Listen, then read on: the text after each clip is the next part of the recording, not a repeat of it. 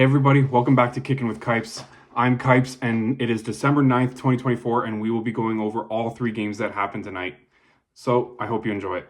So tonight we had 5 of the bottom 7 teams playing, which is very exciting for some people, but not so exciting for 90% of this league. We also had the New York Rangers playing tonight, which you could technically say is, you could add that to 6 of the bottom 7 teams as of late because of how bad the Rangers have been playing. But yeah, we will go over it, we will cover it, and I hope you enjoy it. So starting off with the Detroit Red Wings playing the Buffalo Sabres tonight, we have a 6-5 victory for the Detroit Red Wings, bringing their record to 11-13-4.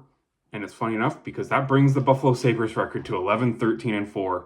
So this is just 2 underwhelming teams playing each other and arguably having a very underwhelming evening. Granted, it was a very exciting game because we have 10 goals plus the shootout, but at the same time, holy smokes, we have 2 teams giving up 2-goal leads. We have teams coming back from 2-goal leads, which is exciting, but at the same time, why were you in that 2-0 or 2-goal deficit? It's not good. We have Reimer picking up the loss. We have Sebastian Cossa, which is wrong actually. It's Sebastian Cossa. The fun fact about Cossa is he came in after Ville Husso was underperforming. He let 3 goals in 7 shots, but then here comes this rookie. First game in the NHL, Sebastian Cossa. He lets 2 goals in the first 7 or 8 shots, but then he was perfect for the rest of the night. So he ends up winning this game. But I'm going to read this off quickly before I forget it. He is the first goalie in NHL history to win his debut via the shootout in a relief game. So arguably, if you're coming in for your first NHL game after being on the bench to start the game, you're probably not coming into a good situation, which he wasn't because Ville Husso absolutely stunk to start this game. He comes in, he plays well, not at the beginning, but he plays well in the long run and eventually gets the win in a shootout, which is huge because that means the team climbed and crawled their way back. But yeah, big game. We also have a big game by Seider. He got the tying goal, 3 hits, and absolutely destroyed JJ Peterka, his fellow countryman, I should say, in Germany. This game also had some excitement with Kopp scoring 2 goals. We had Zucker scoring 2 goals. So 2 guys that you arguably would not expect to be scoring twice in a game. They scored twice in a game, which makes it somewhat of an exciting game. So we had 10 goals in regulation and then 3-on-3 shootout. Everybody's been fighting for a longer 3-on-3, maybe push it to 10 minutes or just have continuous 3-on-3 because eventually some teams will get tired and there will be a mistake eventually. There usually is a mistake somewhere in that first 5 minutes, but sometimes there isn't. And we have to go to this horrible one-on-one skills competition, which I am not a big fan of. I would prefer to see this 3-on-3 go on forever. But we had 10 goals in regulation, 0 shots on net in overtime. I don't understand how that's possible after so many goals in regulation, but it happened. So after a couple back and forth shots in the shootout, we had Larkin finally tucking in the shootout winner, which ended up giving Cossa his first career win, which was huge for the Red Wings. One thought that I have on this game is, did this win for the Red Wings kind of save Derek Lalonde's job?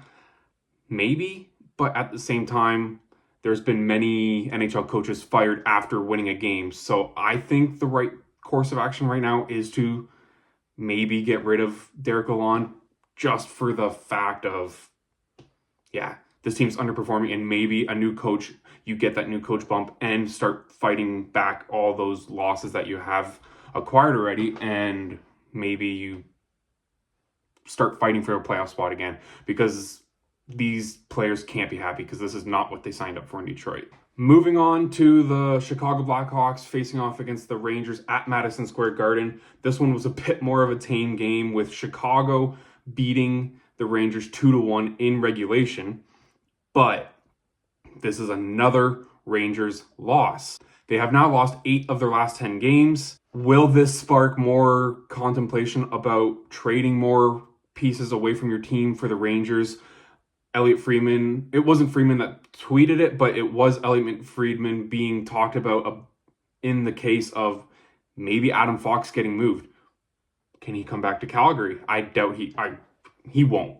But there are so many teams in this league that would be fighting for a player like Adam Fox to come to their team. So yeah, I wonder if this is just another tactic to try to get another spark up the Rangers' butt, but I don't know. It's not good in Rangerland right now. This win brings Chicago to a whopping 9-17-2 record. They still haven't hit the double-digit record status, I guess you can call it, but this is their first win after losing 5 straight in regulation, which is just a horrible stat to talk about for them. Taylor Hall had a good night in this one with him picking up his 6th of the season with 1 goal, and then he also added another assist to his tally for the year. Bertuzzi got the other goal for the Blackhawks after a really nice play that left him wide open in front and just tucked it past Shesterkin. He made 30 saves, speaking of Shesterkin. It was his first game playing after his big 8-year contract that made him the highest paid goalie in NHL history. So not a good result, I guess you can say. But he only let in 2 goals. His team has been garbage in front of him. So yeah, I don't know what else to say. Rangers, you are in for a lot of, issues coming up. You could possibly be having a lot of more trade talk incoming, which will add more stress in the dressing room. It's just not good in Rangerland, and it's not like I hate it, but it kind of sucks because they are one of the bigger clubs in the sport. So it sucks seeing them not do good, but it also leaves room for more teams to maybe make a comeback, make a playoff run, which makes the season more exciting in these dog days of winter that will be coming shortly. And now on to the Montreal Canadiens facing off against the Anaheim Ducks in Montreal. So we have Montreal winning 3-2 in a shootout, with Patrick Laine staying absolutely red hot since returning from his bad injury in the fall and preseason, which is absolutely amazing for my fantasy team because I had him on IR for this whole time, and people have been chirping me for the longest time saying, why do you have him still on IR? He's going to come back slow.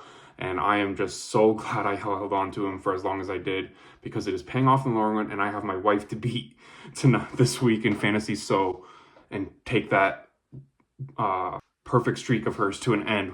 And I hope Laine, unfortunately, he's a Canadian, but I'm leaning on him this week to dismantle her from the top of the table. Moving on, we have Trouba with his first game as a Duck. He was paired with Cam Fowler, and which is kind of interesting due to the fact that Fowler's name has kind of been swirling around in trade rumors. So I wonder how long that could last in Duckland. So yeah, it's an interesting pairing.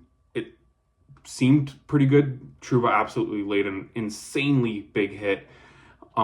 I forget who was against, but yeah, he has made his presence known already. And side note, Trouba and Gudas on the same team, 2 of the 3 pairings on that defense, you have to keep your head up at all times, because you could just be absolutely decapitated at any point when you're on the ice.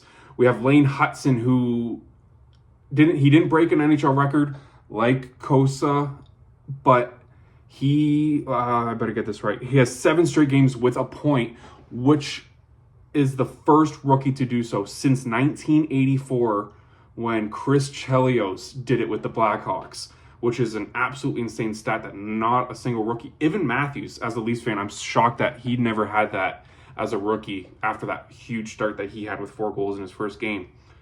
But yeah, Lane Hutson, I was actually thinking when I was watching the game that he didn't look amazing, but he still picked up a point.